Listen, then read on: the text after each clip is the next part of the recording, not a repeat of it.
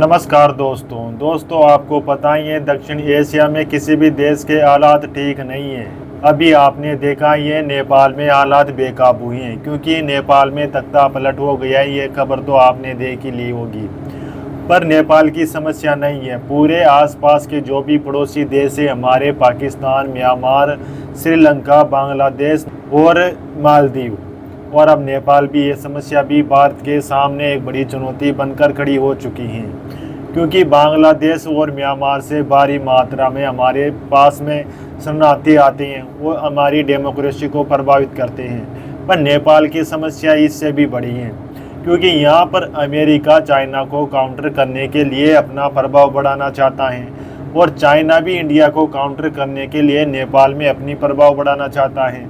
तो यह भारत के लिए सबसे बड़ी समस्या खड़ी हो गई है क्योंकि भारत को भी अपने हित की सरकार नेपाल में चाहिए। केपी शर्मा ओली अभी चाइना में गए थे और सबको पता है केपी शर्मा ओली चाइना की जो कम्युनिस्ट पार्टी है उसके अच्छे खासे सपोर्टर हैं और वह जो लॉर्ड राम का उनका भी विरोधी हैं और वो इंडिया के साथ में नेपाल के रिश्ते बिगाड़ने में सबसे बड़े नेता हैं।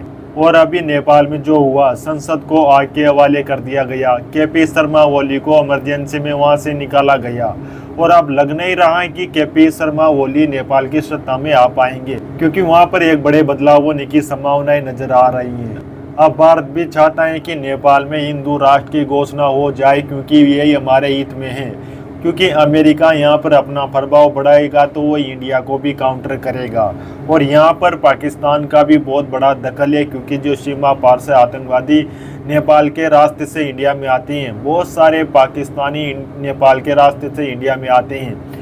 यह इंडियन गवर्नमेंट को और भारत सरकार को और भारत की पूरी जनता को तब पता चला जब ऑपरेशन सिंदूर के दौरान पाकिस्तानियों को 48 घंटे के अंदर देश छोड़ने की चुनौती दी गई थी इंडियन सरकार की तरफ से। इसी दौरान काफ़ी सारे पाकिस्तानी पकड़े गए थे और उन्होंने इंडिया में वोटर आईडी भी बना ली थी और उनका मानना है कि हम नेपाल के रास्ते से आए थे, ऐसे जांच एजेंसियों ने पता किया है।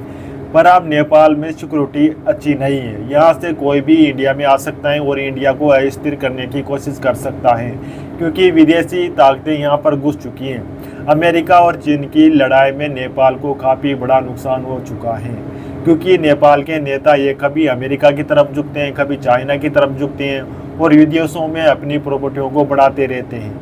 जो नेपो किड्स हैं उनकी विदेशों में अच्छी खासी प्रॉपर्टियां हैं, इन्हीं को लेकर नेपाल के साथ उन्होंने प्रोटेस्ट किया। ये तो अलग बात है। अब भारत इस सिचुएशन से जो हमारे आस पड़ोस में अस्थिरता का माहौल है इससे कैसे निपट सकता है। देखो, हमें दूसरे देशों की भी आवश्यकता होगी जो हमारे खास पार्टनर हैं। जैसे रशिया से हम भारी मात्रा में हथियार और ऊर्जा के स्रोत खरीदते हैं और फ्रांस ऐसा मित्र है हमारा यूरोप में जो यूरोप के दरवाजे खोलता है और इंडो पैसिफिक में हमारा बड़ा पार्टनर भी बनकर उभर रहा है क्योंकि फ्रांस का इंडो पैसिफिक में भी बहुत बड़ा रोल होने वाला है और इसी वजह से भारत फ्रांस के साथ में अपने रिश्तों को मजबूत करना चाहता है।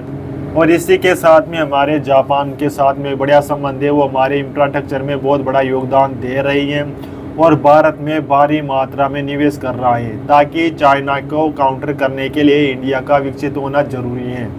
तो नेपाल भी बड़ी मात्रा में भारत की सहायता कर रहा है और इंडो पैसिफिक में ऑस्ट्रेलिया भी भारत की बहुत बड़ी सहायता कर रहा है और जो सऊदी अरबिया ये भी अमेरिकन प्रभाव से बाहर निकलना चाहते हैं तो ये भी इंडिया की सहायता कर रहे हैं। इस वजह से भारत को सचेत हो जाना चाहिए, अमेरिकन प्रभाव को कम करके, चाइना के प्रभाव को कम करके भारत को एक स्वतंत्र विदेश नीति तो अपना रही है पर एक महाशक्ति तो बनकर उभर रहा है। पर अभी पूरी तरीके से भारत स्ट्रॉन्ग नहीं हो पाया है। हिंद महासागर में अपनी नेवी को और स्ट्रॉन्ग करना होगा, तभी जाकर हमें इंडिया को और जो आस पड़ोस में जो भी अस्थिरता का माहौल है उसको काउंटर कर सकते हैं। और आने वाले समय में इसके बारे में और भी वीडियो बनाएंगे। अगर आपको ये वीडियो अच्छा लगा हो तो लाइक और सब्सक्राइब जरूर कर दीजिए।